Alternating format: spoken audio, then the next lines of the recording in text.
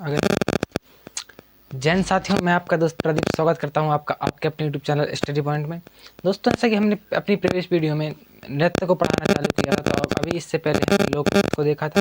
आज के वीडियो में हम शास्त्रीय नृत्य को देखने वाले हैं। जो भी इंपॉर्टेंट 7-8 शास्त्रीय नृत्य हैं, आज के वीडियो में आपको सारे के सारे याद होने वाले हैं। ठीक है, सबसे पहले मैंने बोर्ड पर एक लाइन लिख रखी है, जो है भरतनाट्यम, गान करना, पुड़ी आदि, कथक उत्तर। क्या क्या है? भरतनाट्यम, गान करना, पुड़ी आदि और कथक उत्तर। तो आपको क्या करना है, वीडियो को करिए पॉज और इस लाइन को 10 से 15 बार अपने माइंड में दोहरा लीजिए। ठीक है, वीडियो को पॉज करिए और 10 से 15 बार इसको लाइन को दोहरा लीजिए। ठीक है, दोहरा लिया। चलो, अब देखिए, यदि आपने अभी तक इस लाइन को दौड़ा है, मतलब दोहराया है, तो आपने एक बार जब भी अब आपके माइंड में जब भी भरत आएगा, तो आपके माइंड में नहीं आएगा कि भरत करना, भरत आदि भी नहीं आएगा, आपके माइंड में आएगा भरतनाट्यम। ठीक है, गान की जगह पर आपका पूरा आएगा गान करना, पुड़ी की जगह पुड़ी आदि। मतलब आपको एक बार याद नहीं आया, आपको दोनों के दोनों बार याद आने वाले। यदि आपने वीडियो पॉज करके कम से कम 10 से 15 बार इसको दोहराया है तो देखिए, अब इस ट्रिक को आपने याद कर लिया। अब इससे हम शास्त्रीय नृत्य कैसे याद करेंगे? सबसे पहले आपको दिख रहा है भरतनाट्यम से हमारा शास्त्रीय नृत्य बनता है। पहला कौन सा? भरत से बन जाएगा हमारा भरतनाट्यम। भरत से कौन सा बन जाएगा हमारा? भरतनाट्यम। और जो नाडु है, नाडु का क्या अर्थ है? नाडु से बन जाएगा हमारा तमिलनाडु, क्योंकि यह जो नृत्य है वो दक्षिण भारत के तमिलनाडु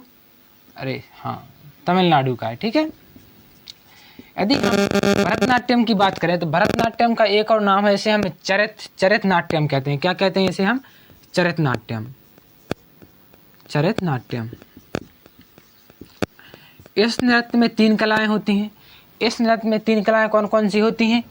एक होती है हमारी मतलब क्या, भावम, रागम, और तीसरी होती तालम। कौन कौन सी 3 कलाएं होती हैं? 3 कलाओं से मिलकर यह नृत्य बना हुआ है। पहला हमारा भावम, ठीक है, दूसरा हमारा रागम, और तीसरा हमारा तालम। तालम। इन 3 कलाओं से मिलकर हमारा नृत्य बना हुआ है। इस नृत्य में नृत्य भी होता है और अभिनय भी होता है, मतलब दोनों चीज़ इसमें होती हैं। भावम, रागम, तालम 3 कलाओं से मिलकर बना हुआ है। जैसे कि भा से बन जाएगा अपना भा, रा से बन जाएगा रा, और ता से बन जाएगा ता। इस प्रकार हो जाएगा यह भरतनाट्यम। ठीक है, ये कहाँ का है? दक्षिण भारत में तमिलनाडु का है। ठीक है, और इसका दूसरा नाम भी क्या है? चरित नाट्यम। इस बात को भी ध्यान रखना। और इसकी एक और महत्वपूर्ण बात यह है कि यह सबसे पुराना नृत्य है। सबसे पुराने नृत्य कौन कौन से? 2 हैं। एक हमारा भरतनाट्यम है, एक ओडिसी है। ओडिसी कहाँ का है? उड़ीसा का है। ठीक है, आपको भरतनाट्यम में यही बात याद रखना है कि सबसे पुराना नृत्य है, कम से कम 2000 सालों पुराना है। ठीक है, अब आपको भरतनाट्यम से याद हो गया भरतनाट्यम।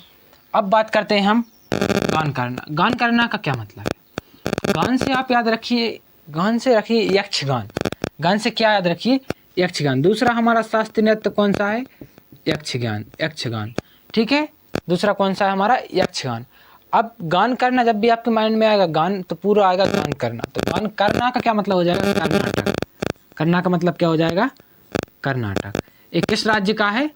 कर्नाटक का है। ठीक है, यक्षगान शास्त्रीय नृत्य भी याद हो गया। अब बात करते हैं हम पुड़ी आदि। किसकी बात करते हैं हम? पुड़ी आदि की बात करें तो हम पुड़ी से बनेगा हमारा कुचिपुड़ी। क्या बन जाएगा?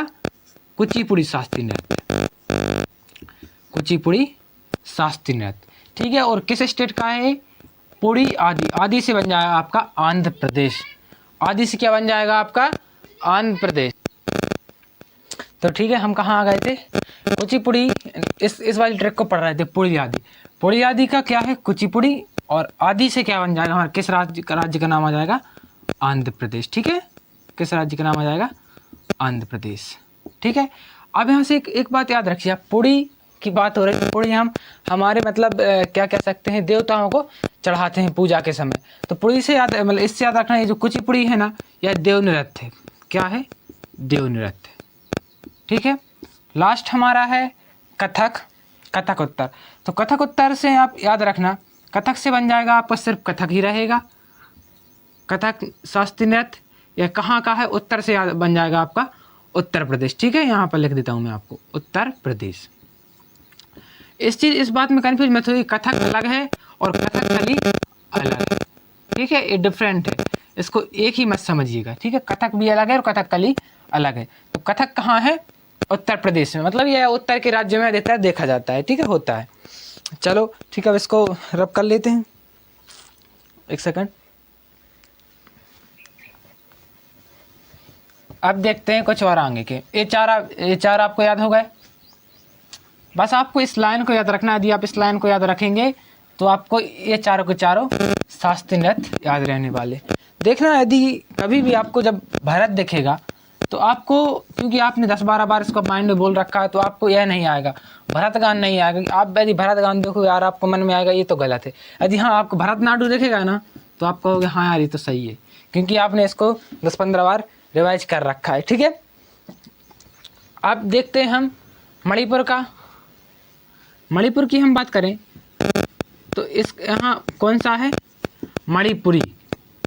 शास्त्रीय नृत्य का क्या नाम है? मणिपुरी। तो इसको याद रखने की कोई ट्रिक नहीं, नाम से ही आपको सीधा सीधा स्पष्ट हो रहा है, ठीक है। दूसरा को एक और रखते हैं अपन, उड़ीसा का। उड़ीसा का है ओडिसी। कौन सा है? ओडिसी। तो ओडिसी भी नाम से ही स्पष्ट हो रहा है, तो इसकी भी कोई ट्रिक की आवश्यकता नहीं है। और एक और इम्पोर्टेंट है, वो कौन सा है? वो है हमारा कथकली। ये बहुत इम्पोर्टेंट है भाई साहब। कौन सा? कथकली। किस स्टेट?